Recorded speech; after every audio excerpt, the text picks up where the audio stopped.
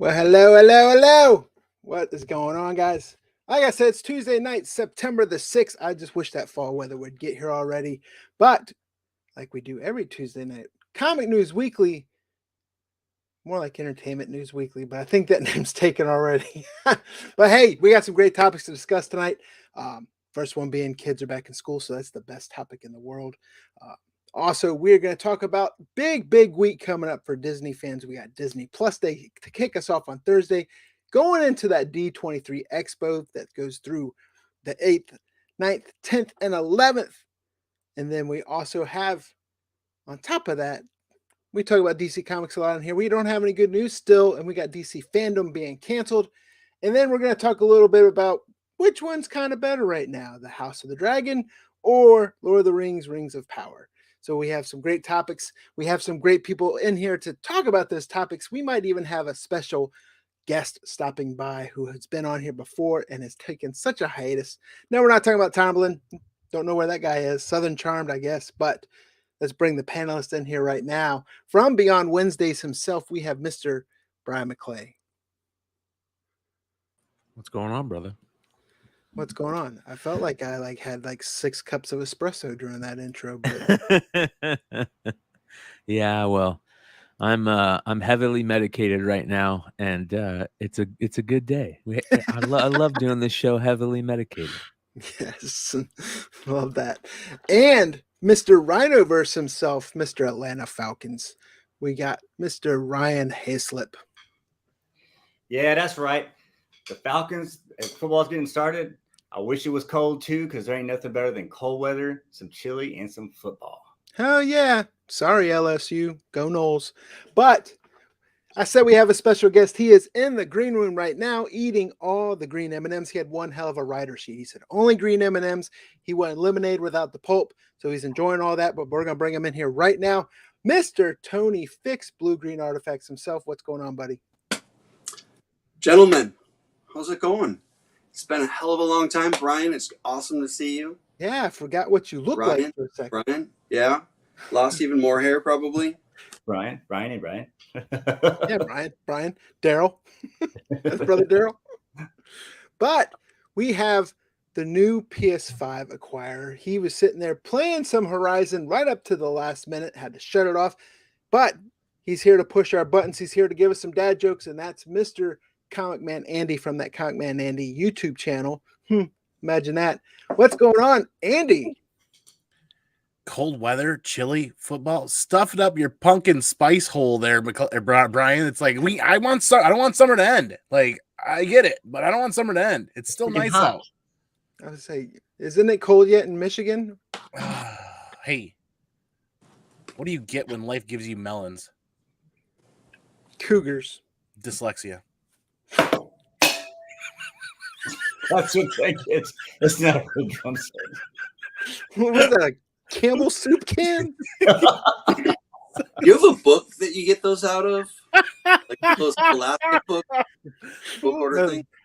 That's what he just sits around all work all day. Would be a good dad joke. Figured me out. How to lose your audience in 10 minutes, in 10 seconds. I'm just so happy. Google Doc. I'm just so happy it's Tuesday night. We're all back together again after an internet outage last week, and I could actually use a little bit of a break from the PlayStation, as amazing as it is. That thing sucked me right in. I can't believe how lucky I got finding that. Yeah, you don't have buyer's remorse now that you got it in hand, do you? Awesome. No. Yeah. Love it. Yeah, so welcome to the Times. The Times. Yeah, I apologize for last week. Internet outage. So I was not in the Times last week. Of course, the internet came back. I was telling them it was 35 minutes later. And by then it's like, I'm not trying to get everyone not trying to get the band back together. But we're here tonight. We got some great topics. If you're a Disney fan, if you're a Marvel fan, if you're a Star Wars fan, this is a big week. I almost think for being a fan of those franchises, this is better than San Diego Comic-Con news now, because Disney, they started their own events. They started their own thing. We started with Disney Plus Day, which is the anniversary of Disney Plus, and they got a whole bunch of stuff releasing on Disney Plus that day. Thor: Love and Thunder's hitting.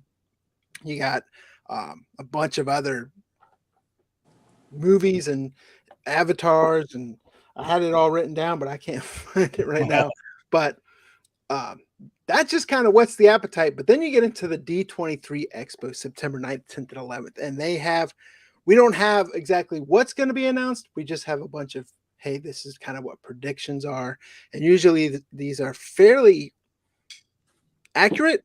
So, I mean, they're talking about we're going to get Dustin Daniel Critton announced as the director for Avengers King Dynasty.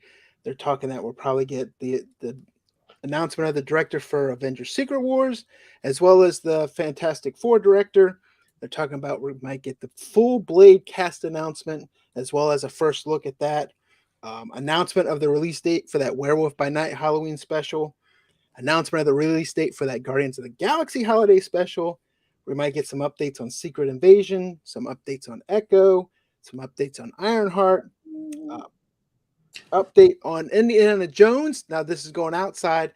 We're also going to get, if for gamer fans out there, for PS5 fans, they're talking about the announcement of Kingdom Hearts 4 or news on Kingdom Hearts 4. And there's also a Star Wars Jedi Survivor game and more.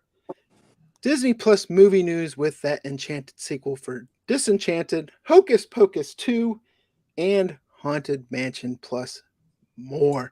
I'm sure you guys have probably done your own digging and your own scoop, but I'm excited for D23 just because I'm a huge Disney fan in its own right, but add in the Marvel, the Star Wars, and all the great goodness.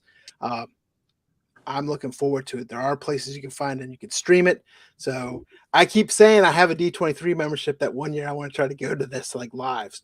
I wish I could have gone that one year when they had the Marvel, the 1000, the Mickey Mouse cover that was handed out, but I ended up buying on the aftermarket. What are you guys' thoughts though? Refresh my memory. When they do announcements for D23, is it a stage event like Hall H at Comic-Con, or is it those videos that they just release? They have it staged event. During COVID, they did more like video release stuff, but it is an expo. Usually I want to say it's in Anaheim, and they have an event there, and it's kind of like an iPhone Apple keynote for 3 days where it's just Disney legends coming on. They announce new Disney, like the Disney Hall of Fame, and then they have a bunch of different panels throughout those 3 days, and they're just announcing news left and right. And it's just whetting the appetite of comic book resources, Bleeding Cool, IGN, and you're just going to see, like we used to see with Hall H stuff, right, man? Every 5 minutes you get boom, boom, boom, boom.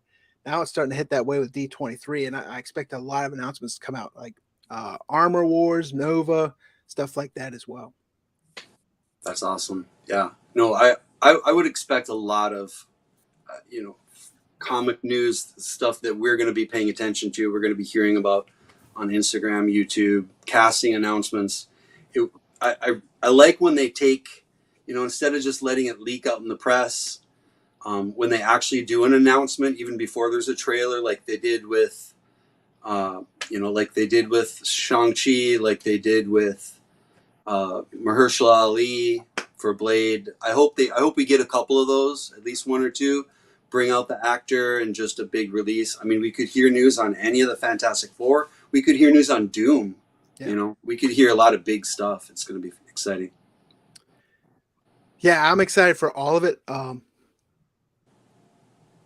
also getting ready to go to Disney in November. I was about to say you're part of the Disney cult. You and your wife are like Disney cult. Yeah, we have a Disney Vacation Club, which is basically Disney timeshare. We haven't been since COVID. The last time we went was like right when COVID was becoming a thing. Like we were flying back hearing about people getting sick on airplanes and shit. And then shortly after, that was end of January, February, and then into March is when they like shut everything down. So I think it's going to be awesome. I think D23, we're going to get so much information. It's going to be ridiculous. But like I said, it would be ironic if none of that information came out. I know everybody's kind of talking about rumors of big names playing big parts. And if that's the case, it could be quite crazy. We could see some major changes in some prices of some books here soon. Wife put in the chat, not quite a cult. Well, let me tell you what we were doing half the day today while working. We were trying to find out Disney dining reservations on where to eat. Cult. Because you didn't, miss the the booking by like an hour, and things were freaking gone. That's how popular that stuff is. Mrs. Simple Man, it's not a cult and a bad name. It's like it's like one of the good cults that you can be part of and it'd be okay. Kind of like Scientology. Yeah, Mitch, perfect. It's not a cult for paying them. Wait a minute. I mean, I'm on the flip side with McClay here. Like I agree with what he's saying wholeheartedly, 100%. But I'm really excited because I feel like the trend is going to zig, which means I'm going to have some great opportunities to pick up some books when I zag, i.e. as a massive Star Wars fan, I think we aren't going to get a lot of like heavy Star Wars information dropping. So I think there's some excellent first appearances that I'm going to try to buy up this upcoming winter and the next spring, which I'm really excited about because we've already kind of seen a little bit of a correction on some books and a little bit of a downward trend. This just means there's probably even more buying opportunity into like the first appearance of Dr. Aphra is something I always collect. I see that. I'm hoping that, they're not going to announce Aphra at D23. They might announce a series or a season of something that could potentially pop her in there. But I don't know.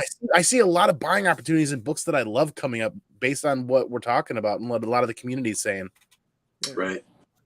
I sold a bunch of books that I think I shouldn't have sold, Star Wars wise. I think that with this new Obi-Wan thing coming, I think I should have kept all my Asajj Ventress books. I think there's a very good chance we could see her show up. I heard they're going to tease the new season of Bad Batch also. Ooh. Did you guys watch that? I love that show. Mm-hmm. Yeah, it was good. Anything Disney animation does with Star Wars has been good. Basically. What do you think, Ryan? I don't know. Just I don't have much to say about the whole. I'm excited to see what what the announcements are, because that's always gets me juiced up and jazzed up. I'm like, okay, instead of speculating on what they're going to say, I just look forward to seeing what they actually do say, and that's when I get excited. Like, okay, start marking down. Like, here's what I'm going to go check out. Here's what I'm going to see, and then kind of like what when Clay was saying, like there's going to be some, and Andy also, there's going to be some spec things that will happen. So the forecasting or trying to try to see how that intersects and where can you make some moves. It is fun. That is part of the joy of collecting comics, is trying to figure out, well, okay, what's that going to impact. And so I look forward to that. Yeah, I think Andy's right though. You got to zigging when people zag. Like, just if you are investing in comics, if you are collecting or speculating, like the day after those announcements, that is probably not the time to go buy a 9.8 of those first appearances.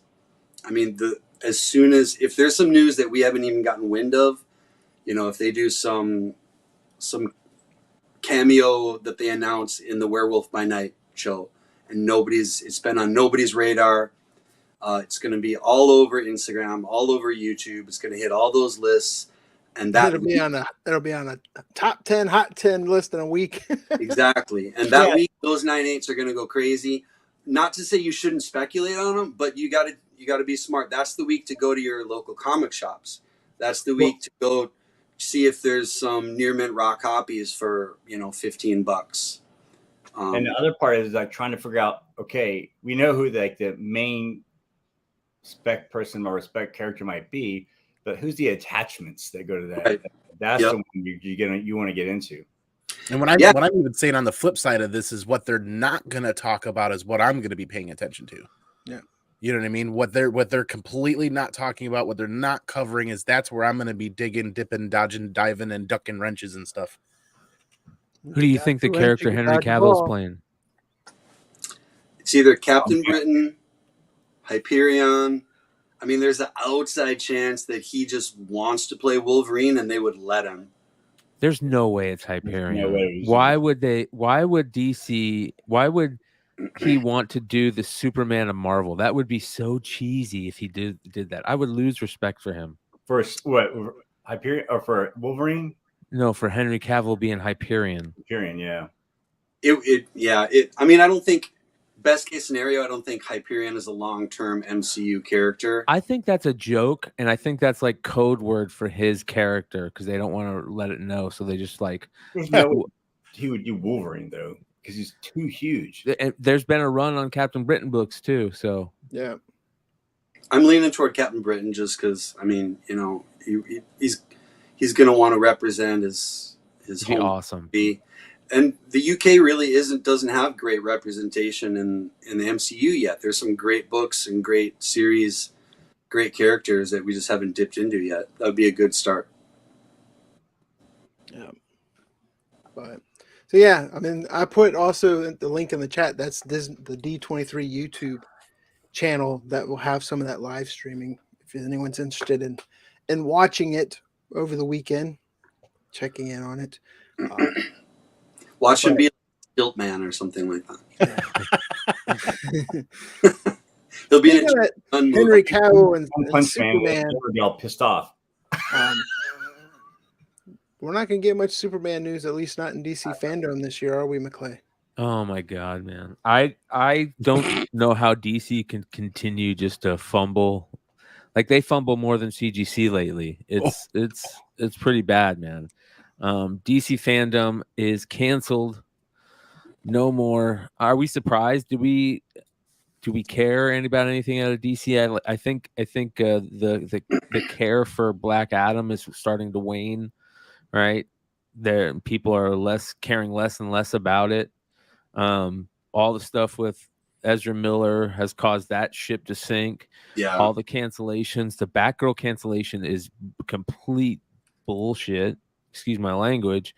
It is ridiculous, man. Like I feel so bad for the people that made that movie, that it was literally finished, uploaded to the DC server, and they canceled it and they took it down from the server. So those people that created that feel terrible. And why would you do that? Why would you waste that money? It couldn't be that bad. Like you could edit it into something. Anyways, I just think DC is on such a downward spiral that I wouldn't be surprised if some type of sale is imminent, right? I mean, there's got to be something going on there. Yeah, So I also saw that Dan Lin, right? Is his name? Who was supposed to be the Kevin Feige for Warner Brothers Discovery? He just turned their offer down. Yeah. The news just came out for that today as well. I think part of it is because he currently runs his own kind of production company, and he wanted them to to keep that going and have them stake in it, and they said they wouldn't, and he just turned. So he didn't take the offer. I'm sure it with not having enough power or too much oversight. I mean, that's, you know, you can announce a fake leader of the DCU, but not give them any ability to make their own calls like Feige does. Yeah, I think that's been what's hurt a lot of those DCEU movies from the beginning is, which is why you always got the hashtag name of the director that directed the movie cut, because the executives got their hands in it too much, and you always get release the Snyder cut, release the Air cut, release the whatever cut, and then it just turns out some movies were just that bad. Wonder Woman. It's sad, man. It's really sad, and DC is just it's falling by the wayside. I'm surprised that Jim Lee is still there. I'm surprised Jim Lee hasn't jumped ship yet, to be honest. Yeah, I mean, I think. Well, Jeff Johns is coming back. I did hear that to do JSA, right? Is he going to be doing JSA? I think I heard. I think the only DC comics that are selling right now are the ones that are in McFarlane's toys. Yeah. You know, it gets joked about every once in a while, but Mitch Joel just, if you want to put his comment up, he mentioned it again. Damn it. DC to Disney. What? Obviously, that seems like sacrilege. That seems like Coke buying Pepsi. You know what I mean? But Disney takes care of its creative IP. Like, I don't know. What are I think that's a whole show unto itself. But and you're talking it would just be DC part, right? It wouldn't be right. If Disney was able to work out a deal to purchase the DC IP, would Disney be able to without Iger? Because Bob Iger was the big catalyst behind all those big acquisitions, right? I don't know if Chapek or whatever. I don't know. It's not like but I always thought that Iger secretly was like, damn it, after they paid all that money to Cameron and Avatar, and then like Star Wars came available. I always thought they'd be like, man, I wouldn't build this huge land in Animal Kingdom if I knew I was going to get Star Wars. Yeah. But it seems like DC is where they are now. It is a little similar to where Marvel was in the 90s when they were going through such tough financial times. They're just a licensing machine. I mean, they throw movies out there and occasionally one, gets good reviews and makes a little box office. They throw shows out there. Occasionally one, gets a little bit of an audience. But I mean, they're more interested in licensing to video games, to, backpacks, to sweatshirts, to, I mean, that's got to be where the majority of their money's coming from, because every time they spend $300 million on a movie, it makes like 300 million, Yeah, I think from a fan perspective, that's the biggest issue right now is we don't know. Let us know what direction you're going in. There's no direction. Right. I mean, it's just they cut a bunch of stuff. I also heard, because Warner Brothers Discovery, they cut a bunch of shows, they cut a bunch of jobs. I heard NBC Universal is getting ready to do the same exact thing. So, are we seeing that on the comic side? Are they gonna kind of bottleneck how many, publishing? The first thing they should do is cut down on the number of Batman titles. Yeah. I mean, it's about as bad as X-Men now. Should only be 2 Batman titles. Yeah. Yeah, give us Detective and, well, you can do 3. Give us Batman, Detective, and Beyond. Yeah, there you go. I can do that. I'm good with that. I'm liking Zdarsky. Yeah. Not like we're a bunch of issues in, but I mean, Zdarsky alone, I'll buy Batman for. Yep. And the Rom V one isn't too bad yet. The Detective, either. Right? Yeah. Yeah. Did you see? Well, I guess we can talk about that on New Comic Book Day picks. But cantankerous. There is a direction. It's down, down, down.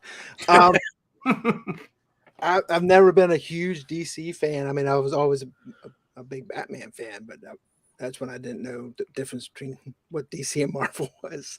Like, well, Batman was right.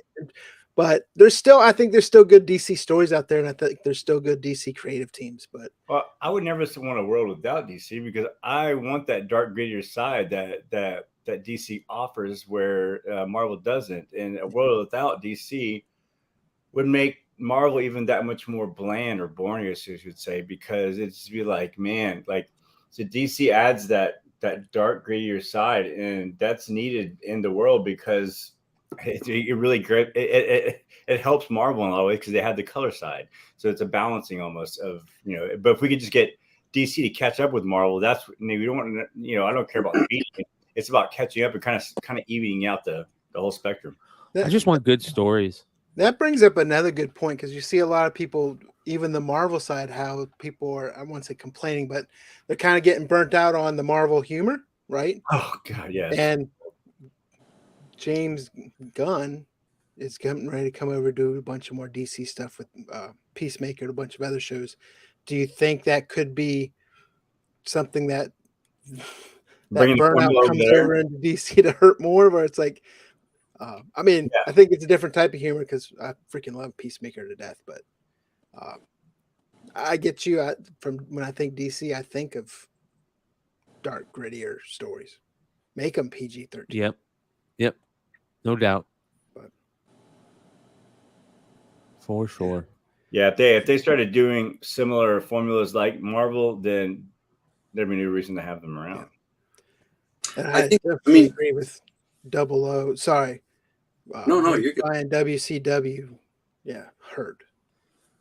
No more. I think DC's strength is leaning away from the continuity. Yeah. We're used to arcs in many DC titles that have nothing to do with the arcs before them and have nothing to do with the arcs after them, and they kind of mirrored that in the successful films. so far. You know, like Nolan's Batman universe is completely different than Tim Burton's Batman universe, and now Matt Reeves, and or even the Joker. I mean, and that works. I think the issue with DC on the film side, TV and movie, they just don't have the same quality control.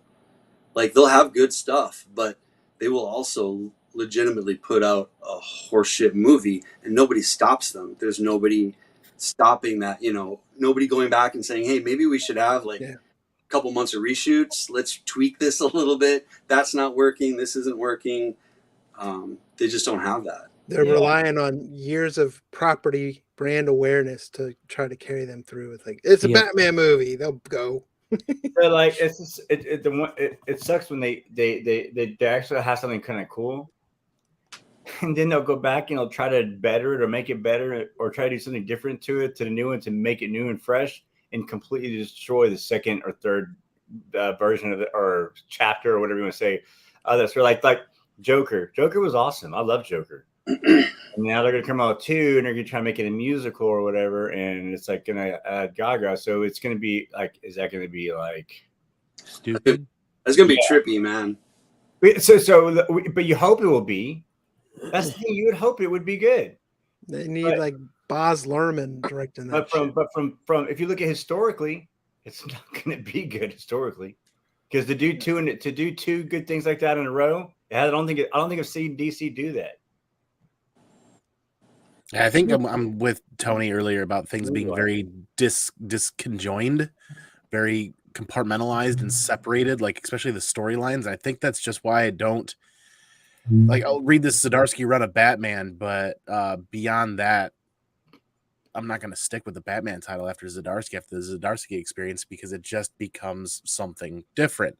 Or they try to the reinventing of characters in these storylines just is so often, and it's like every week on the shelf, and it's just like, where's that hook? Where's that that beat dropping to get me excited? Because I just feel like it's constantly being something flipped again and flipped over, and then changed again. I don't read any DC book. I think the only time I would read something DC, it'd be a writer that I like, or something like that. I went over there, and they started a new series, new chapter. Like, I like Cates. I know a lot of people don't like Cates, but I like the way he does some of the stuff. If he went over there and did something, I'd probably read it, because I want to see what he did, what his rendition or his take on Batman would be. Hence why I said everybody was so excited for Zdarsky going to Batman. Yeah. Mm-hmm. They need to put Cates on like Swamp Thing. Swamp Thing would be amazing. That's my favorite DC character, I think. I love Swamp Thing.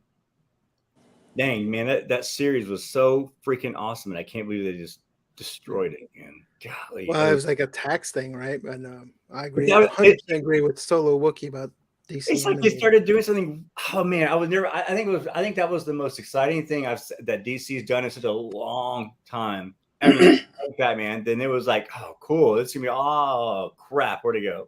Yeah. Yeah, it's like I forget the whole story behind that. It's like they lost their tax break in wherever they film in North Carolina or something. I don't know, but I can't believe that there's no way they couldn't stop that from being canned, or at least redo it or start it back up or something.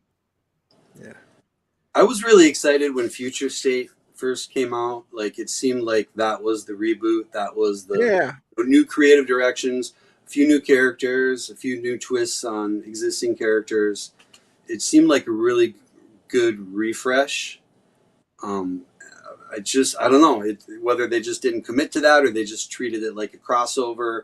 Okay, we're done with that now. Let's just move on. I don't know. It kind of petered out. I don't think they still know what they're keeping and what they're letting go. Like, part of the reason why they canceled Fandom. What's going on with Blue Beetle? Yep, that's exactly what I'm saying. Like, I feel like they're just imploding over there. Yeah. And then, Tanker's put in the chat too, like, all that money they've invested in the Flash movie, or like, what are they going to do with that? Yeah. Oh, man. That being said, though, in the last 5 years, there's a lot of people who would say Joker is the best superhero movie we've seen. And a lot of people would say Sandman is the best TV series we've seen. Yeah. So they can do it. It's just the consistency. Yep. But people thirst for it too. They want to see them successful. Like people are like wishing or willing them into like, come on, like this is good. I'm talking themselves like it's gonna be good, it's so good. And it's just like it's like they're their own worst enemy sometimes. Well, Speaking of enemies, yeah. feel like we've got What? What, McClay? He's just like 2 contestants. Oh, McClay, do you have something? No. I mean, speaking of enemies, this is a great segue because we've got 2 massive competitors going head to head with House of the Dragon and the Rings of Power out both right now. The competition, or their competition, isn't each other. It's the future. I really like this because I'm excited for some content, just some more content that's coming out. And I don't know if everybody is on the same page with the shows right now, but I like this little blurb just right down here. Where was it? Pitting the House of Dragon against the Rings of Power sparked business narratives, critical narratives, and just plain weird narratives as the world grapples with 2 monster franchises going head to head over the course of 7 weeks. With stakes this high, watching networks chase each other's tails is entertainment enough, so it'd always be tempting to put the Prime Video and HBO mega prequels against each other. But the less fun, more likely scenario isn't a winner-take-all deathmatch where a single king where a single king is crowned come October. It's a long, drawn-out fight for TV's future. I really like that line because I feel like some competition on the streaming service market kind of in similar categories is great for all of us. Just like we talk about like DC stepping up their game and not becoming more relevant, but just competition on the market breeds ingenuity and breeds new ideas, new stories, new narratives, new developments. It brings us more. And me, as somebody who likes taking in streaming media and video games and content, I see 14 weeks. I see 14 weeks of 2 amazing shows because I'm not going to be able to binge this whole thing and sitting down. And there's a lot going on right now with titles and shows and movies. So I'm curious on what you guys think about if you guys were able to read the article about whether or not they're really competing with each other or the future of streaming media and television.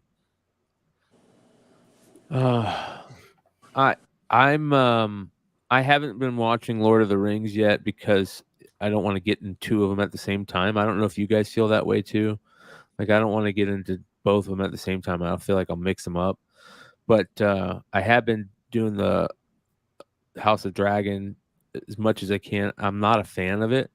The 3rd episode was much better than the first 2, that's for sure. But I don't know, man. It's pretty hardcore right now. It's like to me, I've watched both, and House of Dragon, it's totally redeemed Game of Thrones since season 8. Way better than. It's kind of apples and oranges, but it isn't. I mean, they're both fantasy. We both have great. There's George Martin, and then there's also Tolkien, and I think Rings of Power. I don't find the Tolkien-esque in it so far. I find that there's great scenery, there's great filmography, but I don't find myself getting drawn into the characters as much as I do. There's better storytelling right now in House of Dragon. Plus, there's a lot of tangible lore, just like there is with Tolkien. So there's a lot of similarities, but there's not a single character right in 2 episodes of Rings of Power right now where you're just like rooting for the mother lover and getting drawn into the storyline. It's just kind of it's mundane. It's boring right now. It's like, let's get to the good shit.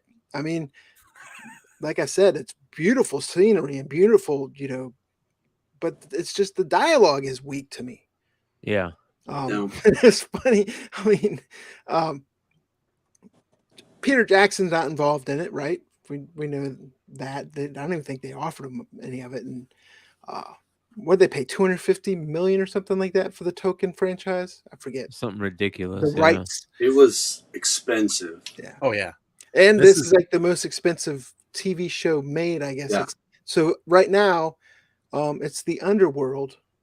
Remember when the Kevin Costner Underworld was the most expensive movie ever made? And Waterworld? Waterworld, that's it. Yeah. It's Waterworld to me, but I'm hoping it gets better. I'll continue to watch it, but Well, Cantanker's comment, people are complaining they're deleting all kinds of reviews. Yes, for the first time ever, Amazon's actually instituted a comment hold or a comment review process for their streaming media because so many people have either been complaining about it or review bombing it. I, for one, haven't even gotten past the first 5 minutes of the Rings show yet, so I'm still reserving my opinion. I want to love it. But yeah, they spend more money on this than any other show in history so far, is my understanding. So they better sink or swim, as Solo Wookie was saying. They better get to the point. I just like the fact that there's some more competition hitting the market and people are putting some money out there and they're at least trying. Like, not everything's going to be perfect. Not everything is going to be great. But if we as fans continue, paying attention and talking about it, it's going to be worth their time and they're going to continue bringing stuff back. Yeah, I'm not saying don't watch Rings of Power. It's just I mean, I've been vibing with Solo Wookie. He's kind of nailed all the comments in the chat tonight. It's just I like that he used the word gooder. It's much needs to get much gooder. But yes, it's just where are we going? What's going on? It's like it's fucking boring. House of the Dragon's not though. Let's just say it's boring. Yeah. And I would say though, like I don't know, the first couple seasons of Game of Thrones, I kind of felt the same way about the majority of the storylines.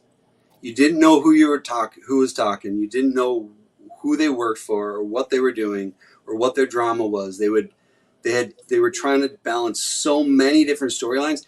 It took a lot of time invested, and like you get a little piece of it, and then a couple episodes later you get a little piece of it. It took a couple of seasons before I really got invested in all of those storylines, with all of those characters, to the point where you loved all of it. Now those actors and actresses are beloved and that was wonderful. But I mean, I know the first few episodes of Game of Thrones were outstanding, and that makes a big difference. But I'm trying to keep an open mind and just take these shows for what they are, different than what we've seen before. My kids love the Lord of the Rings show so far. It's cool. I don't know. I'm not sucked into the story yet, but if I'm reading a book, I don't get sucked into the story till a third of the way through the book. So I'm giving it that chance for now. Obviously, my kids aren't watching Game of Thrones, but kind of same thing. Like, it's not the same. It's in the same world, but I think it's way too early to be review bombing. Just posting nasty crap, trying to dissuade other people from even turning it on. I think that's just stupid. And I don't disagree with those streaming companies throttling the reviews a little bit, because we've seen some out and out campaigns to bomb, to review bomb, just over the fact that there are now black hobbits or Harfoots. Like, that's just